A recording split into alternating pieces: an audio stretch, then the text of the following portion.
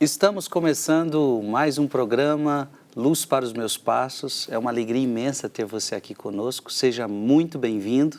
Você que nos acompanha pela TV Canção Nova ou pelo canal do YouTube. O meu, Frei Gilson Barração do Monte, ou de Dom José Francisco Falcão. Que alegria, minha gente!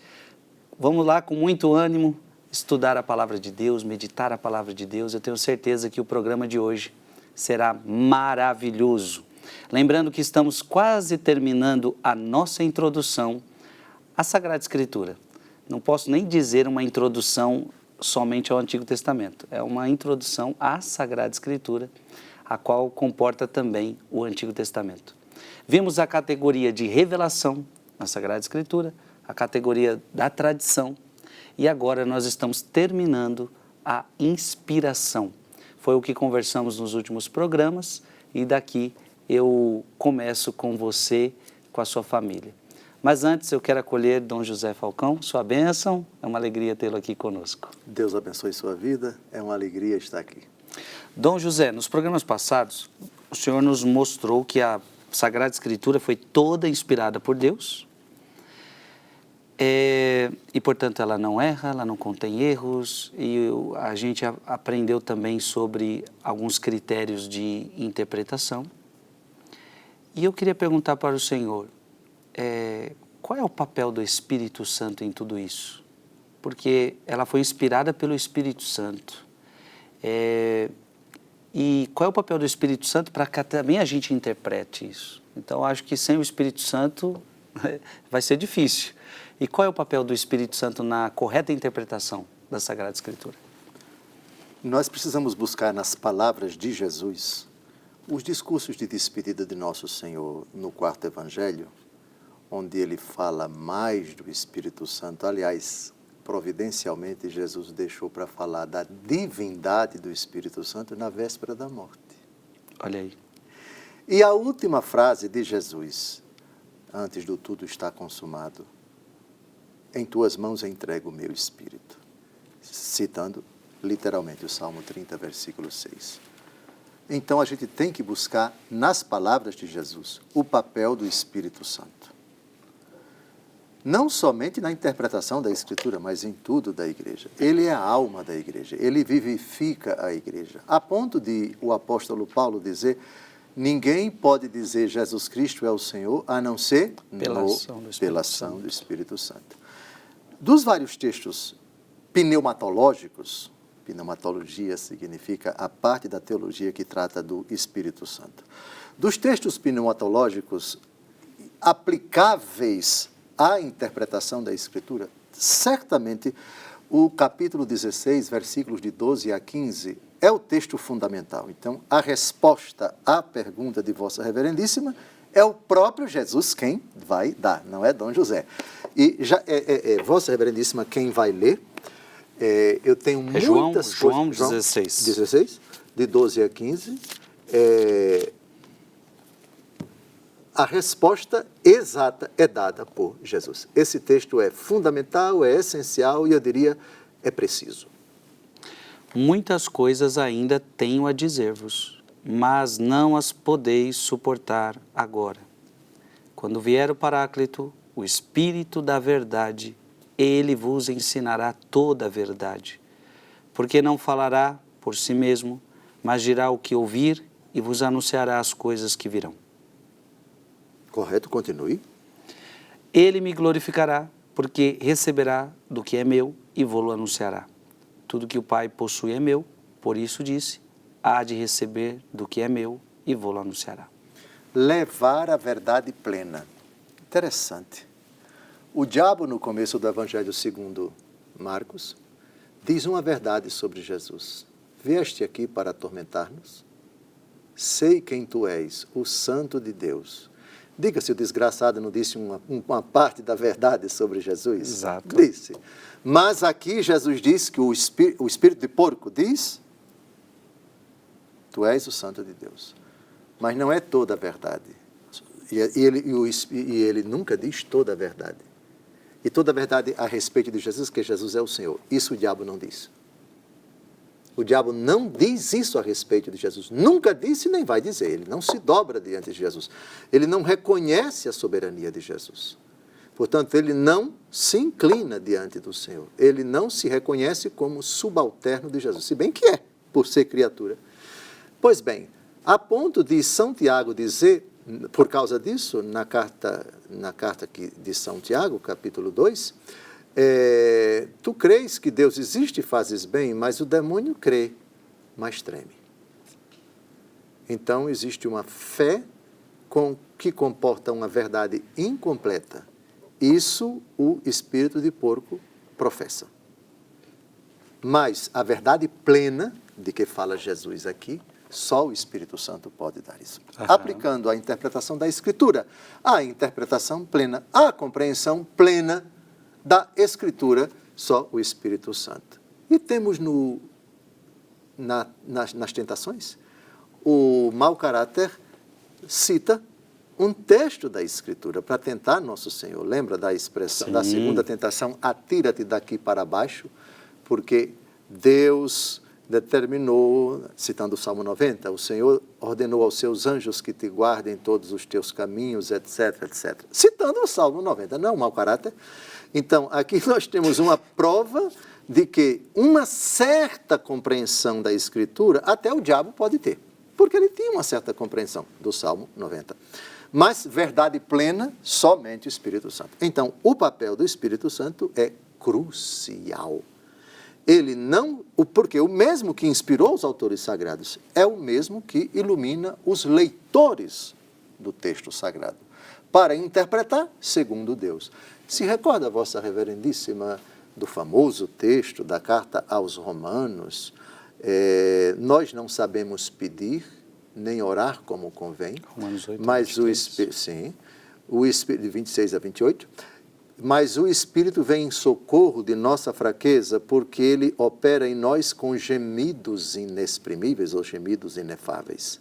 Pois bem, isso se aplica em cheio à interpretação da palavra de Deus. Parafraseando São Paulo, nós não sabemos pedir nem orar como convém, nós não sabemos ler nem interpretar como convém. O coitado do eunuco da rainha Candace da Etiópia, que ia voltando de Jerusalém para Gaza na carruagem, lendo o texto do profeta Isaías, Felipe diz, vem cá, você está entendendo o que está lendo? Como você não tem que me explicar? Aí, aliás, quem foi que mandou o diácono Felipe até lá? O Espírito Santo. Foi o Espírito Santo quem disse, vá até lá. E aí ele, inspirado pelo Espírito Santo, ajudou o eunuco a interpretar corretamente o texto que era Isaías capítulo 53. Então, o papel do Espírito Santo é completo, é absoluto.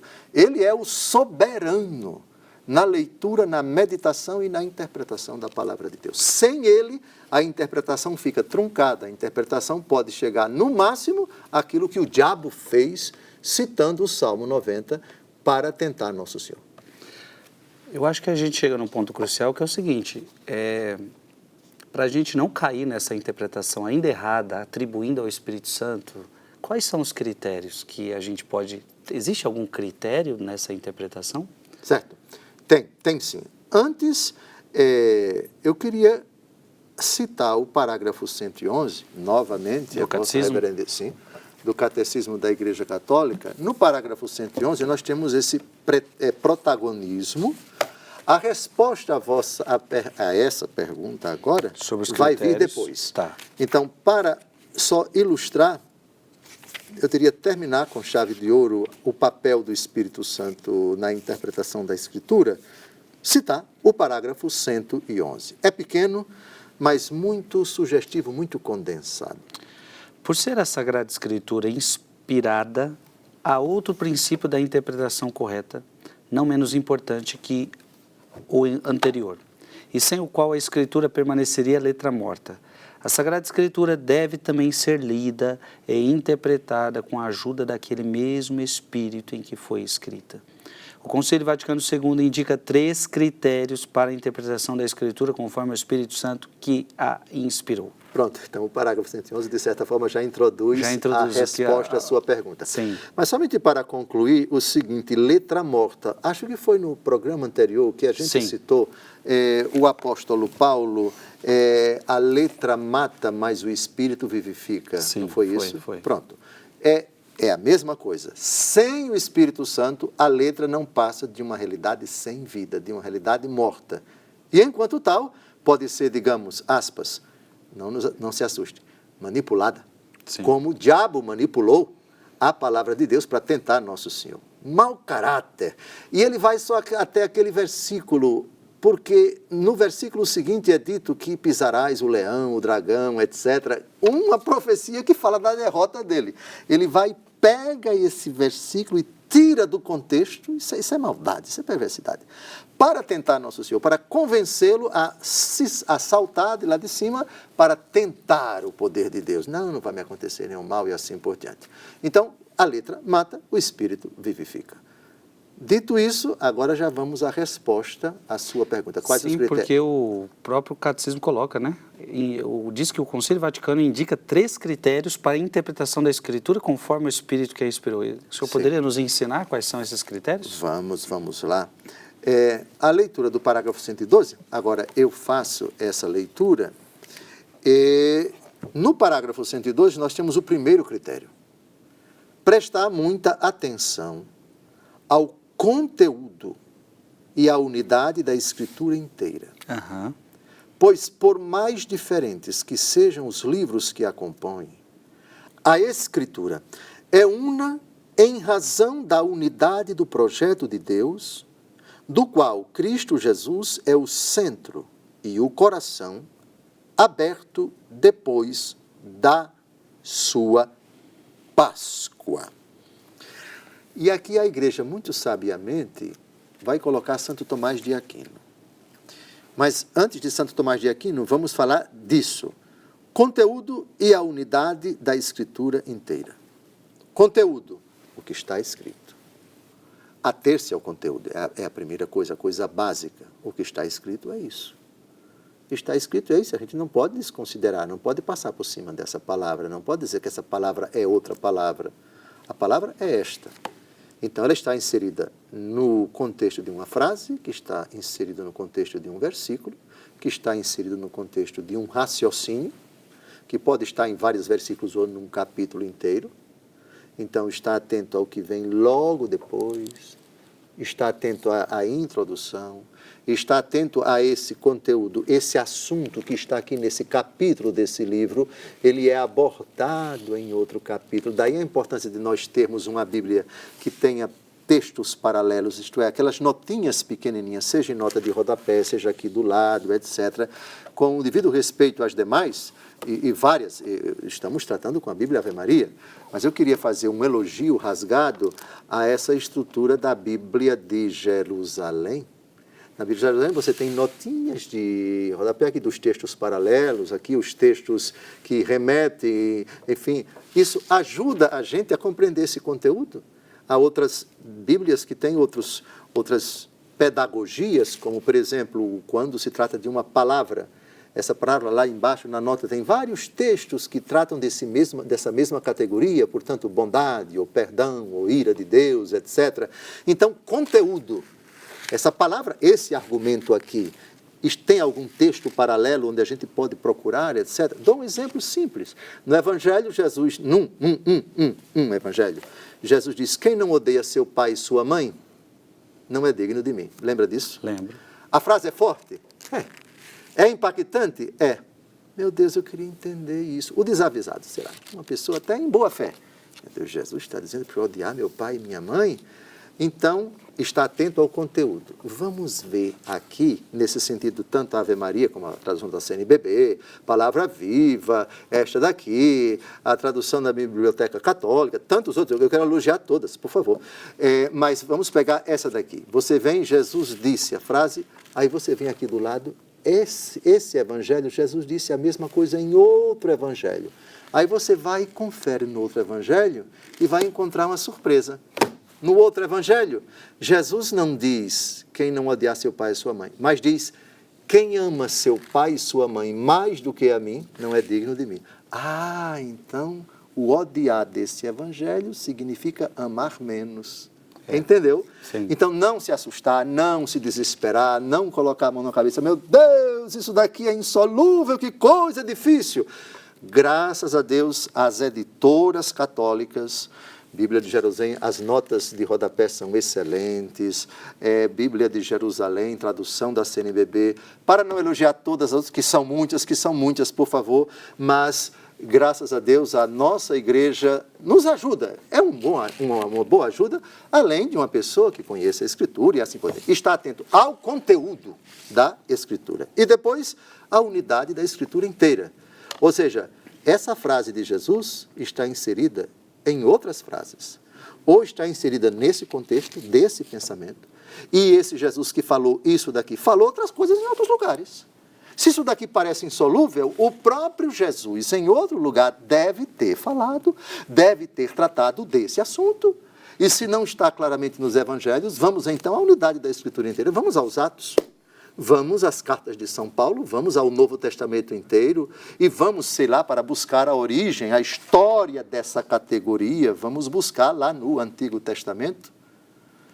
E às vezes até você encontra uma surpresa. Por exemplo, ira de Deus, que é uma das coisas que nós vamos tratar aqui, já que o assunto é Antigo Testamento. Passagens difíceis.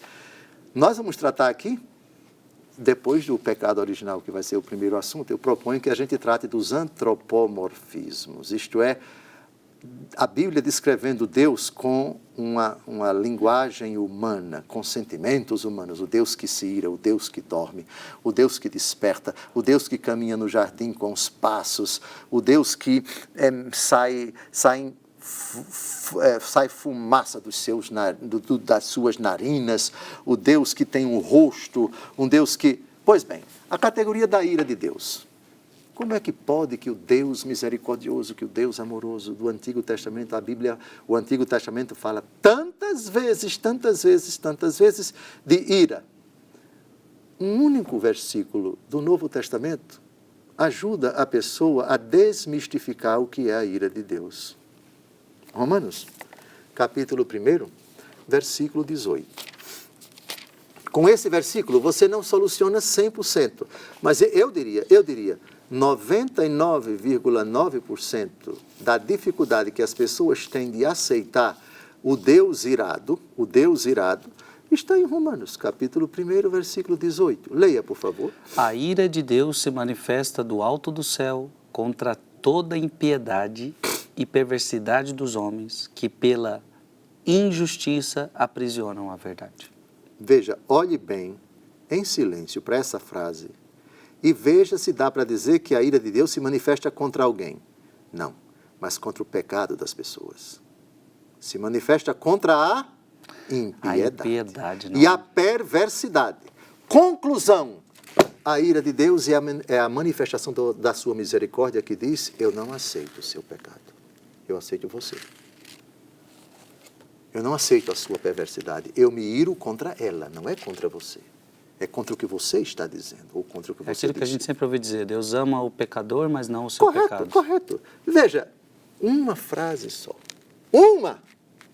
E você derruba por terra todos os argumentos que dizem que Deus se ira contra as pessoas. A ira de Deus se acende contra as pessoas? Não, mas contra a impiedade delas. A impiedade e a perversidade delas. Agora uma pergunta para o senhor. A gente, por exemplo, percebe que um texto do Antigo Testamento tem, por exemplo, esse texto, se vier outro do Antigo que disse que parece ser o contrário... Não parece. Aparentemente. Aparentemente. Então, sempre o do Antigo Testamento vai ter essa autoridade maior para dizer, olha, mas o Antigo Testamento está dito isso, então é isto. Veja, a Bíblia é toda a palavra de Deus. Sim.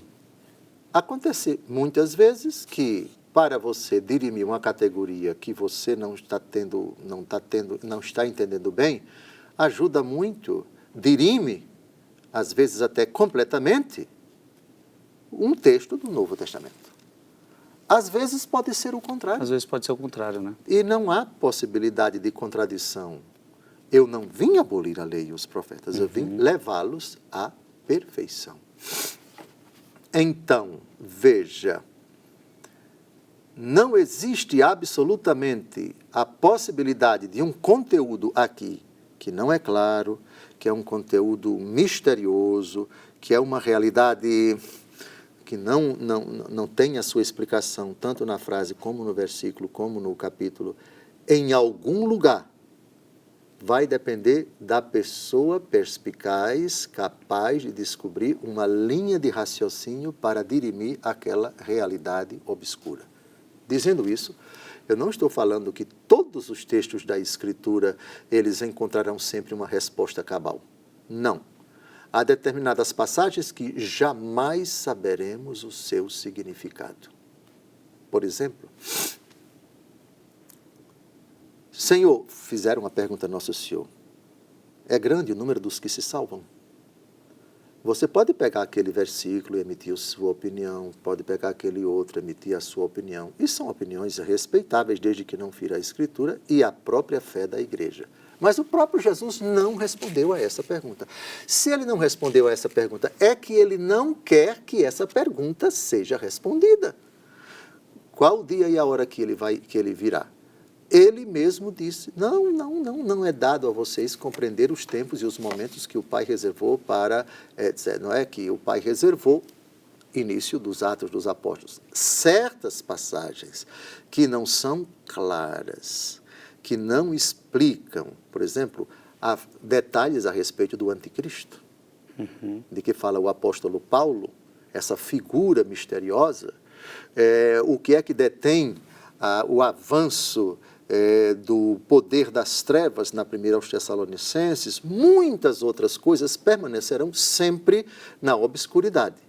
Mas aquelas outras que aparentemente parecem obscuras, muito provavelmente na mesma carta, no pensamento do mesmo autor, talvez até em outra carta, né? Talvez uma coisa obscura da carta aos Gálatas ajuda a ser compreendida com 1 aos Tessalonicenses. 1 aos Tessalonicenses ajuda bastante esse outro pensamento que está no Evangelho. O Evangelho ajuda muito o que está no Apocalipse e assim por diante. É isso que... Se o senhor pudesse dar um exemplo claro, por exemplo, vou lhe dar um texto para o senhor. Eu acho que é confuso quando as pessoas escutam Jó, Sim. Quando diz assim, Deus não deu, Deus é aquele que dá os bens, não poderia também dar os males? Certo. Aí a pessoa olha e fala, olha aí, o Deus fala que Deus não pode dar o mal para a gente, que Deus é bom, que só dá o bem, e de repente Jó está falando que Deus também dá os males. Depende do que você entende por males. Olha, eu vou dizer uma coisa, viu? Quando eu tive pedra no rim, mamãe... Eu também tive. Ah, já teve? Mamãe, lá no Nordeste tem um remédio que é um santo remédio. Agora, bote amargo nisso. Vixe. Ô coisa. Eu tomo todos os dias, hoje mesmo eu tomei, com Dona Sueli, que preparou o almoço para a Vossa Reverendíssima e para mim, um tal de cúrcuma. Cúrcuma é o açafrão. É um pozinho amarelo de onde se tira o coloral. O coloral é um condimento para deixar a carne vermelha e tal. Eita coisa ardida. Aquilo dali faz um mal para minha língua no momento, mas é um santo remédio. Há determinados remédios que têm efeitos colaterais, causam um mal momentâneo, subjetivo, mas que é necessário. Eu lhe pergunto, vamos agora a uma coisa interessante. Determinadas enfermidades. A enfermidade é um mal. Sim. Enquanto ela tira a saúde Sim. da pessoa, ela é um mal. Mas, inserida num contexto bem maior, de bondade e de misericórdia de Deus, ela acaba sendo um bem. Sabia disso? Não? Vamos a João capítulo 11, versículo 4, por Sim. favor. A frase de Jesus. Esta enfermidade não causará a morte. João? 11. Não causará a morte, mas tem por finalidade a glória de Deus. Por ela, o Filho do Homem será glorificado. Como eu já sei de cor, mas mesmo assim, Vamos ao texto. A essas palavras disse-lhe Jesus: esta enfermidade não causará a morte, mas tem por finalidade a glória de Deus. Por ela será glorificado o Filho de Deus. Pois bem, doença que não causará a morte. Vamos imaginar a situação de uma pessoa arrogante, bruta, mal educada, pense no mau caráter, agressivo, intempestivo, antissocial, uma pessoa orgulhosa, que agride todo mundo, que é malvado, que é perverso, etc. E Deus, na sua infinita misericórdia, lhe manda um presente desse. Ok? Depois dessa enfermidade que não causa a morte, e ele percebendo que não tem saúde, etc., ele se arrepende. E na hora da cura, quando Deus já curou interiormente essa pessoa, ele vai e Deus vai e restabelece a saúde física dele. Diga-me, essa enfermidade foi um mal? Foi. Neste caso, esse exemplo hipotético veio de Deus, foi um mal, com a finalidade de trazer um bem maior para ele. Então, há de se distinguir na frase de Jó, de Deus vêm os males. Não um mal no sentido de prejudicar você, mas de privar você de alguma coisa em vista de um bem maior. Interessante. Entendeu? Sim, sim, sim. Deus Todo-Poderoso, o pai, que ama o filho. Vou dar um exemplo agora do pai que vai mandar um mal para o filho, mas porque ama o filho, para corrigir o filho, para disciplinar o filho. O preguiçoso passou o ano inteiro sem estudar. Notas baixas na escola, o colégio particular, vamos ver esse exemplo hipotético. O colégio particular, o pai sofrendo, labutando com a esposa também, para possibilitar ao filho dedicação exclusiva ao estudo, etc. E no final do ano ele levou pau. Aí os dois dizem, não, vamos dar um castigo para ele. Durante tanto tempo você não vai ter isso, não vai para acolá, vai ficar em casa, o que você tanto queria não vai ser dado, etc., para você aprender. Os pais deram mal para a criança? Sim, porque ela não gostou. Sim, é um mal mesmo, é isso mesmo. Para disciplinar você, cabrito. Para colocar você nos eixos, cabrito. Para você aprender que babado não é bico, cabrito. Para você estudar, cabrito. Parece que ultrapassamos o tempo. Exato. Vamos fazer o seguinte, um breve intervalo e a gente já retorna, tá? É só o primeiro bloco, você vai continuar ouvindo essa história. Deus abençoe, até daqui a pouco.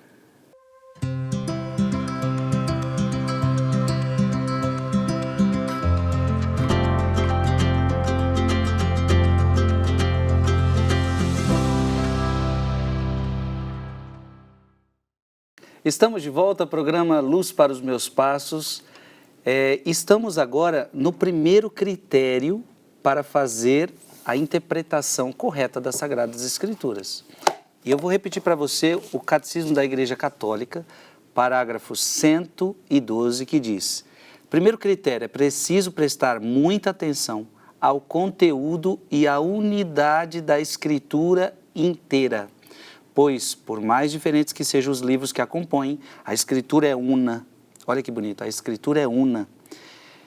Em razão da unidade do projeto de Deus, do qual Cristo Jesus é o centro e o coração, aberto depois de sua Páscoa. Eu fiz uma pergunta no bloco passado para Dom Falcão, por quê? Na passagem de Jó, Deus é aquele que parece que manda os bens, mas também os males. E ele já nos respondeu bastante coisa. Eu quero aproveitar, talvez até para finalizar, e talvez até dar um exemplo concreto, Dom Falcão, que é o seguinte: eu citei para o senhor Jó, e o senhor está nos trazendo um ensinamento. Não é bem assim. O senhor explicou muito bem no bloco anterior. E aí o exemplo que eu daria, por exemplo, Romanos 8, 28. Deus coopera em tudo para o bem daqueles que o amam. Ou seja, se fala que é a unidade da Sagrada Escritura inteira. Então, esse texto de Jó que eu citei, que parece difícil no momento, posso dizer que então ele é resolvido com Romanos 8, 28? Ajuda, e é um dos textos clássicos para nós mostrarmos que todos os acontecimentos da vida, os que são queridos por Deus e os que são apenas permitidos por Deus, Deus tem poder para tirar deles um bem maior. Acho que nós já tratamos o exemplo de José do Egito quando no último capítulo do livro do Gênesis, ele mesmo, ele, diante dos irmãos que estão com medo, achando que depois da morte do pai ele vai se vingar deles, etc. E aí ele vai dizer, não se preocupem, vocês quiseram o mal, fizeram o mal para mim, mas Deus tirou desse mal um bem. Uhum. Então, o correspondente de Romanos 8, 28 do Novo Testamento, eu penso que é esse texto, essa frase de José na nossa vida. É uma frase que mostra o poder misterioso, o alcance da providência divina em todos os acontecimentos da história, até naqueles que foram protagonizados por pessoas malvadas, por pessoas perversas, por pessoas sem piedade. De novo, vamos a Gênesis, capítulo 50. É já no finalzinho do livro do Gênesis, porque já que o Frei Gilson citou Romanos, capítulo 8, versículo 28, vem agora os versículos 19 a 21. Gênesis 50, de 19 a 21. José disse-lhes, não temais, posso eu pôr-me no lugar de Deus? Vossa intenção era de fazer-me mal, mas Deus tirou daí um bem. Era para fazer como acontece hoje, com que se conservasse a vida a um grande povo. Continue. Não temais, pois eu vos sustentarei a vós e a vossos filhos. Essas palavras que lhes foram direto ao coração reconfortaram-nos. Olha que coisa tocante. Vossa intenção era de fazer-me mal, mas Deus tirou aí um bem. Meu Deus do céu. Qual foi a intenção de Judas Iscariotes? Vender Jesus, entregar Jesus, contribuir para a morte de Jesus. Deus tirou disso um bem. A sua ressurreição, a nossa salvação.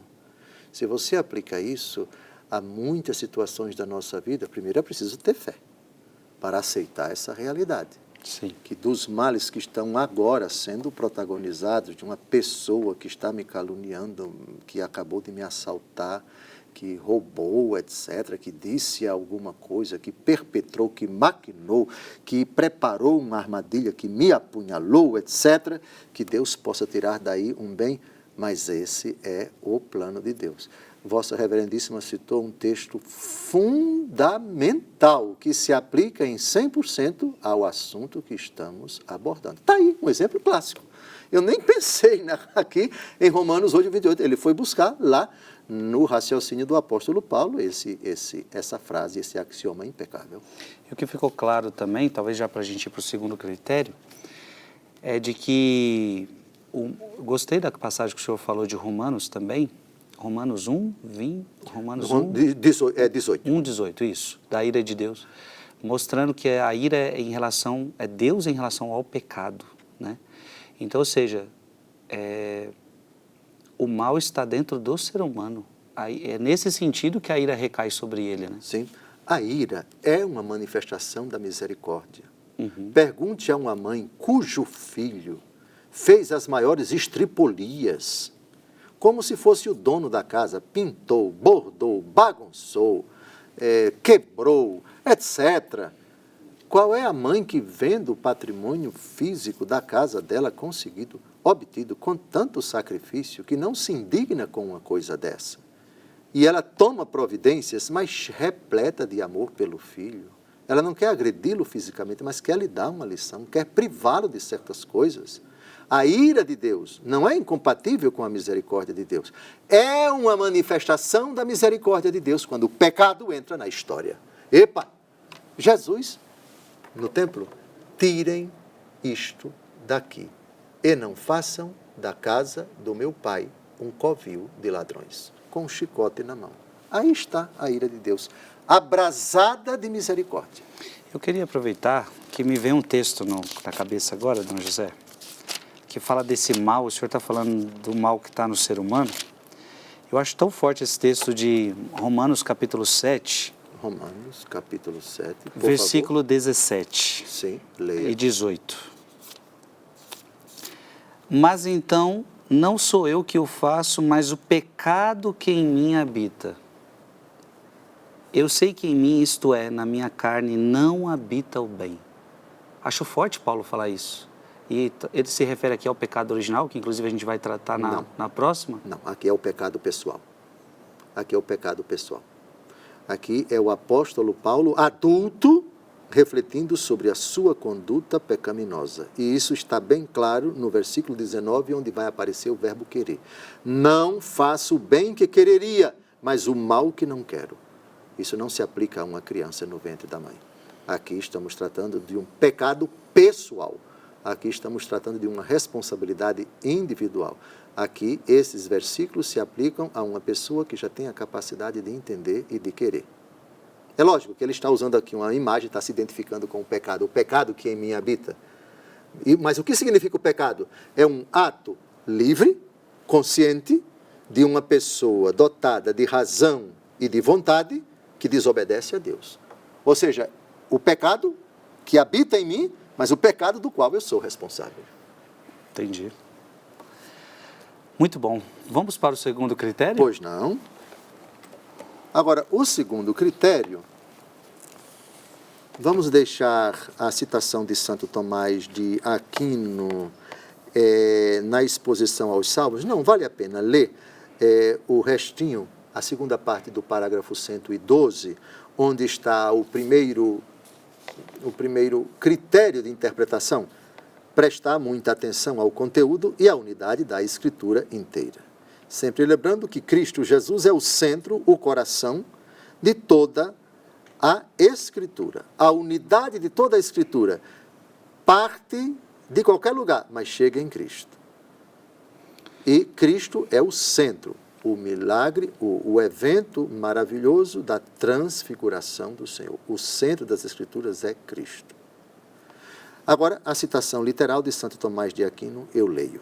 E Vossa Reverendíssima lê o segundo critério, que está no parágrafo 113, que vamos tratar daqui a pouco. Então, com a palavra, Santo Tomás de Aquino. No parágrafo 112 do Catecismo da Igreja Católica. O coração de Cristo designa a Sagrada Escritura, que dá a conhecer o coração de Cristo. O coração estava fechado antes da paixão, pois a Escritura era obscura. Porém, a Escritura foi aberta após a paixão, pois os que, a partir daí, têm a compreensão dela, consideram e discernem de que maneira as profecias devem ser interpretadas. Cristo, a paixão de Cristo como critério. Tem um momento na hora da morte de Jesus, não sei qual é o evangelho, acho que é Mateus, o véu do santuário se rasga. Lembra disso? Sim. Os padres da igreja veem nisso o seguinte: toda a história da salvação, além, sobretudo, o Antigo Testamento, que estava coberto com um véu, que impedia-nos de compreender toda a história, todo o sentido dos atos que integram a história da salvação e toda a história da humanidade, o véu se rasgou. O que nos impedia de ver com clareza. Isso é muito bonito. Então, é a partir de Cristo que a Escritura tem todo o significado. Não ardia o nosso coração enquanto ele nos explicava as Escrituras. O coração arde, se arde, queima, se queima, queima qualquer tipo de impedimento. Eu não enxergava dessa forma, eu não via dessa maneira. Eu não compreendia dessa forma. Não já aconteceu tantas vezes comigo, com Vossa Reverendíssima, com outras pessoas. Puxa vida, eu lendo, não tinha visto nessa perspectiva, nessa ótica e tal. É o que Jesus possibilita para nós quando tudo está obscuro, quando tudo está difícil de compreender, etc. Dou-vos graças, ó Pai, porque escondeste estas coisas dos sábios e entendidos e as revelaste aos pequeninos. Revelar é tirar o véu. Então agora vamos ao segundo critério de interpretação, e aí vai entrar a tradição viva da Igreja. Por favor, parágrafo 113. Ler a Escritura dentro da tradição viva da Igreja inteira, consoante um adágio dos padres. Aqui. A Sagrada Escritura está escrita mais no coração da Igreja do que nos instrumentos materiais.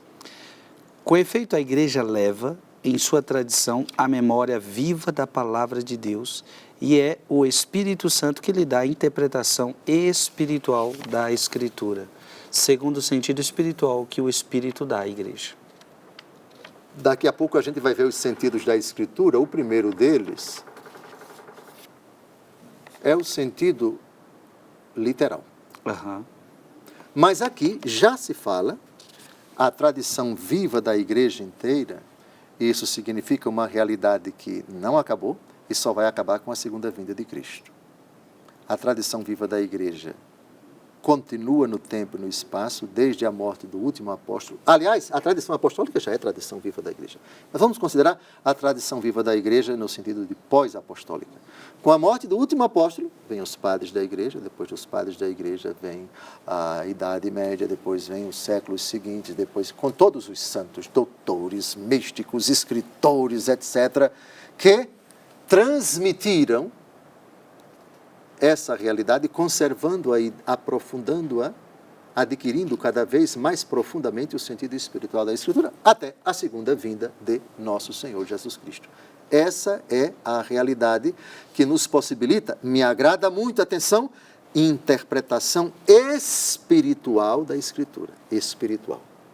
Tirando nos acontecimentos, nas frases, nas mensagens, nas parábolas, nas reflexões, nos livros proféticos, nos sapienciais, no Pentateuco, nos escritos históricos, Antigo Testamento, nos Evangelhos, nos Atos, nas cartas dos apóstolos, no Apocalipse de São João, na carta aos Hebreus, o sentido espiritual.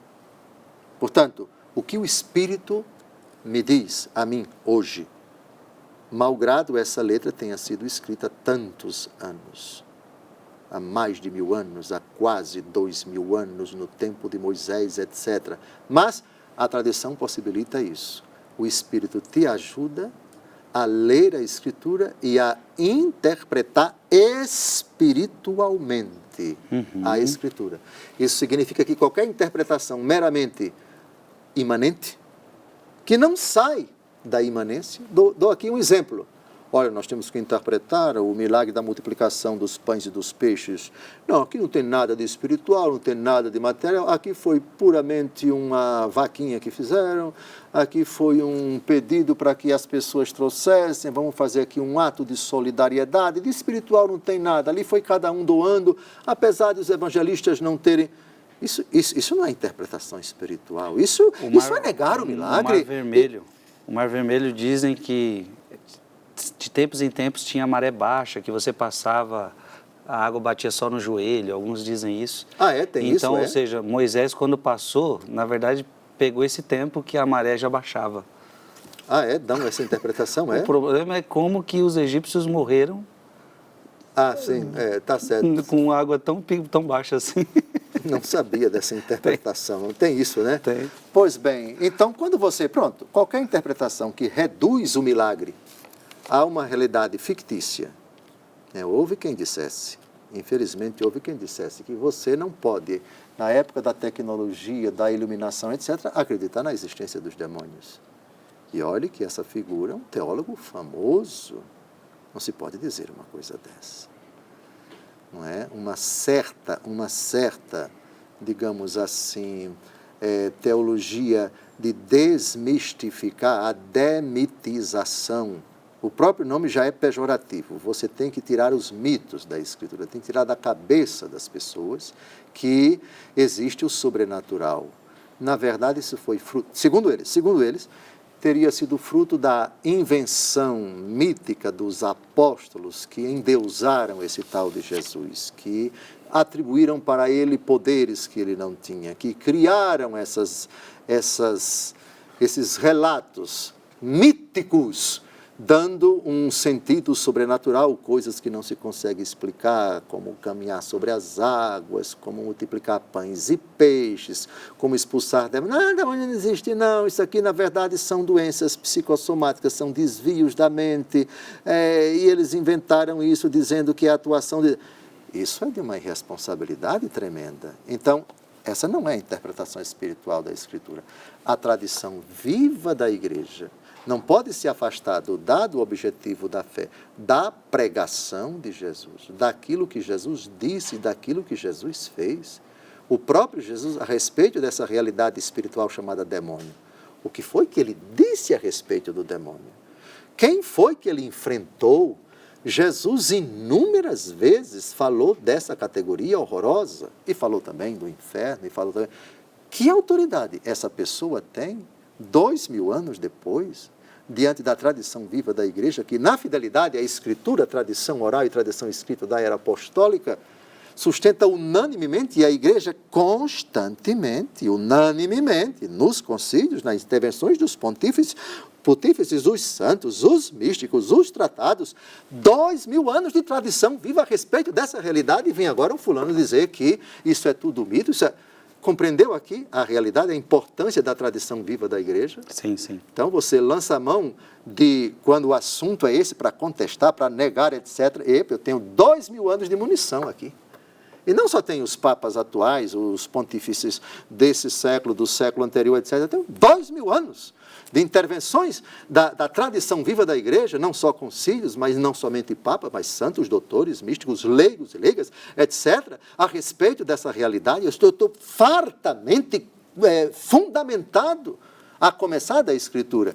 Isso é tradição viva da igreja. Que lindo.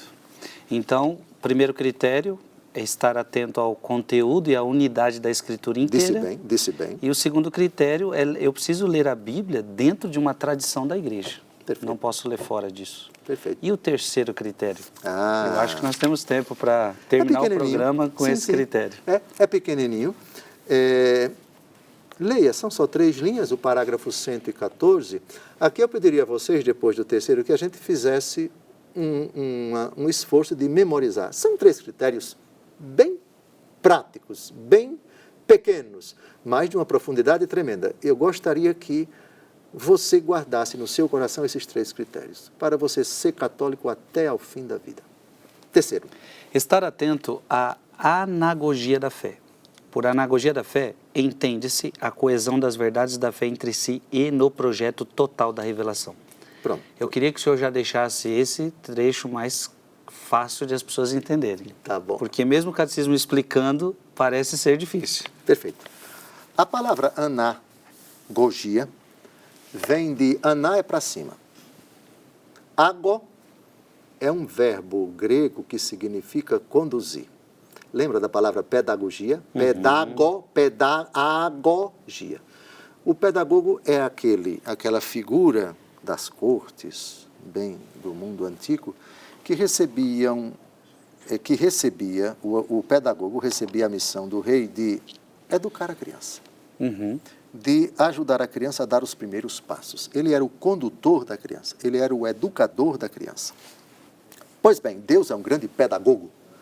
Pedagogia é a arte de conduzir uma pessoa no caminho da educação, da verdade, dos valores e assim por diante, no sentido bem amplo. Hoje, pedagogia é uma ciência, não é? Os professores. Pois bem, então, anagogia significa conduzir para cima. A anagogia da fé, uma outra tradução, analogia da fé, faz com que as verdades que nós professamos todas estejam entrelaçadas e, de certa forma, interdependentes. Eu dou um exemplo. Você não pode falar na Igreja Católica de Jesus, Cristologia, sem Trindade. Se você tira a Cristologia da Trindade, você nega a divindade de Jesus. A recíproca. Se você trata da Trindade e não trata da Cristologia, provavelmente você vai negar o mistério da encarnação, não é? Sim. Porque se você diz que Deus é Pai, Filho e Espírito Santo, somente isso, aí você pergunta para a pessoa que está defendendo isso, e o Filho se encarnou? Se encarnou. Então, o Filho é Deus? É. Então, o centro da Cristologia é a verdade de que Jesus Cristo é Deus, certo? Cristologia. Ok? Cristologia e Trindade. São verdades bem próximas, uma interdependente da outra. Pergunto à Vossa Reverendíssima, pneumatologia. a doutrina sobre o Espírito Santo. É um tratado um pouco à parte de Cristologia, correto? Que é um tratado um pouco à parte da Trindade. Trindade, o objeto é a Santíssima Trindade. Cristologia, Cristo. Pneumatologia, o Espírito Santo. Correto? Sim. Muito bem. Se você trata a pneumatologia sem a Cristologia, você vai ficar enrascado, porque quem enviou o Espírito Santo, quem prometeu o Espírito Santo foi Jesus. É preciso que eu vá, se eu não for, o Espírito não vos será dado, e quando ele vier, ele vos recordará todas as coisas, e assim por diante. O Espírito que virá de mim e do Pai. Então, pneumatologia, cristologia, trindade. Agora vamos tratar de outra, eclesiologia, igreja. Responda-me, tratar da igreja sem a trindade tem sentido? Não. Tratar a igreja sem a cristologia tem sentido? Não. Tratar a igreja sem pneumatologia tem sentido? Não. Muito bem. Vamos agora a outro tratado, angelologia, o tratado sobre os anjos. Quem criou os anjos? Deus. Deus é trindade? Sim. Perfeito. Dá para tratar a angelologia sem a trindade? Não. Dá para tratar a cristologia sem a angelologia sem a cristologia? Não. Não. Compreendeu aqui que as verdades estão entrelaçadas. Da mesma forma, agora vamos pegar outro. Dá para tratar o purgatório sem a cristologia? Não. Não. Dá para tratar o inferno sem... Pronto, vamos aqui pegar a Eucaristia? Não. Não. Quem come e bebe sem discernir o corpo e o sangue de Deus, come e bebe a própria? Condenação. Então, Eucaristia e inferno. Está claro? Agora vamos falar sacramento da penitência e Eucaristia. Dá para tratar sacramento sem igreja? Não. Dá para tratar palavra de Deus sem magistério da igreja? Claro que não.